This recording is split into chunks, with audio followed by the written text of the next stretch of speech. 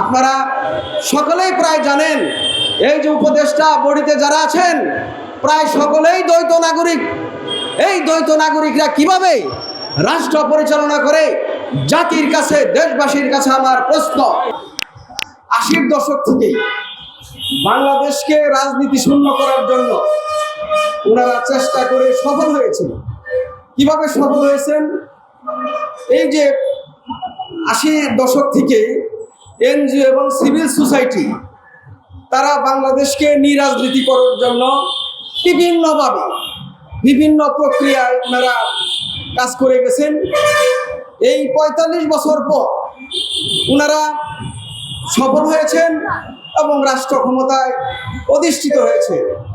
তো রাষ্ট্র ক্ষমতায় অধিষ্ঠিত হয়েছেন এই জন্য বাংলাদেশের ছাত্র জনতা আপনাকে বিদেশ থেকে খুব সম্মানের সাথে এনে দায়িত্ব দিয়েছে।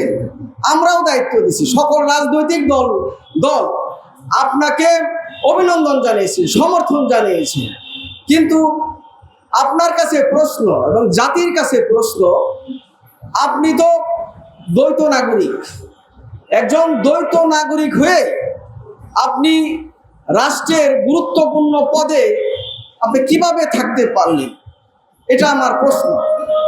আপনারা জানেন, ওই করটিয়ার, টাঙ্গাইল করটিয়ার ওয়াজেদ আলী খান পন্ডি, উনি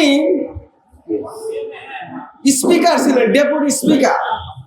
তো সংসদে এক সংসদ সদস্য বলে উঠলেন, মাননীয় স্পিকার, আমাদের যে এখন আপনি তো সভাপতিত্ব করছেন, কিন্তু আমরা কিভাবে আপনাকে মেনে নিব? আপনি তো দ্বৈত নাগরিক। তখন উনি চুপ মেরে গেলেন। উনি পরপরই সদস্য পদ থেকে, সংসদ সদস্য পদ থেকে উনি প্রত্যাহার করে নিলেন এবং উনি চলে গেলেন। আমি মনে করি যে বাংলাদেশের সংবিধান সংস্কার না করে, সংবিধান পরিবর্তন না করে, আপনি তো হাসিনার আমলের অর্থাৎ 1972 সালের যে সংবিধান রচিত হয়েছিল এক নেতাকে খুশি করার জন্য তড়িঘড়ি করে, সেই নেতার যে সংবিধান, সেই সংবিধানে স্পষ্ট উল্লেখ আছে বাংলাদেশের পূর্ণ দ্বৈত নাগরিক রাষ্ট্রের কোনো গুরুত্বপূর্ণ পদে থাকতে পারবেন না। তাহলে আপনি কোন বলে বা কোন ক্ষমতায় আপনি বাংলাদেশের প্রধান উপদেষ্টা হলেন? তারপরেও আমরা বলবো যে বাংলাদেশের জনগণ যেহেতু আপনাকে মেনে নিয়েছেন, তারপরেও বলবো আপনি একটু ভেবে দেখুন, আপনি কি সংবিধানের সাথে আপনি কি মানে এটা প্রতারণা হলো না? এই প্রতারণা আমরা চাই না। শতাব্দীর শ্রেষ্ঠ মহানায়ক মজলুম জননেতার দল, এই যে national Awami party, nap Bhashani, এই দলের যে প্রতিষ্ঠাতা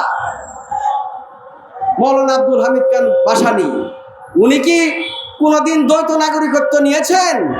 উনি কি রাষ্ট্র ক্ষমতা চেয়েছেন? কোনোদিন চাননি। উনি রাষ্ট্র ক্ষমতায় না এসে বাংলাদেশের মানুষের সেবা করেছেন, বাংলাদেশের পক্ষে রাজনীতি করেছেন, কিন্তু আপনি সেটা করতে পারেননি। আপনারা সকলেই প্রায় জানেন, এই যে উপদেষ্টা বডিতে যারা আছেন প্রায় সকলেই দ্বৈত নাগরিক। এই দ্বৈত নাগরিকরা কিভাবে রাষ্ট্র পরিচালনা করে, জাতির কাছে, দেশবাসীর কাছে আমার প্রশ্ন। বন্ধুরা, বর্তমান যে রাজনৈতিক সংকট, এই সংকটকালে বিএনপি গণতন্ত্র পুনরুদ্ধারের নামে এতদিন তারা রাজনীতি করতেন, এখন গণতন্ত্র বাদ দিয়ে শুধু নির্বাচনতন্ত্রের দিকে যাচ্ছে। নির্বাচনতন্ত্র করতে করতে ওনারা অস্থির হয়েছেন।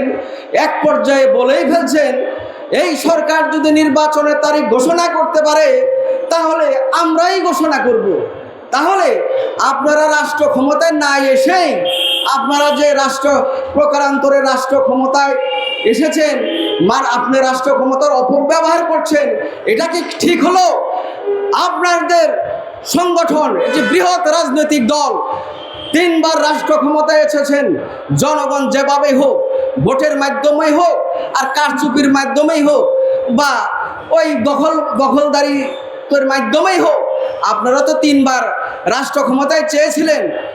আপনারা এই যে গণতন্ত্র পুনরুদ্ধারের নামে 31 দফা করলেন, রাষ্ট্র সংস্কারের নামে আপনারা 31 দফা করলেন, কিন্তু আপনারা কি ভেবেছেন যে আপনাদের জনপ্রিয়তা কমে গেছে? আপনাদের কাছে অনুরোধ, আপনারা বৃহৎ রাজনৈতিক দল হিসেবে রাষ্ট্র ক্ষমতায় আসুন, কিন্তু জনগণকে কষ্ট দিয়ে রাষ্ট্র ক্ষমতায় আসার চেষ্টা করবেন না।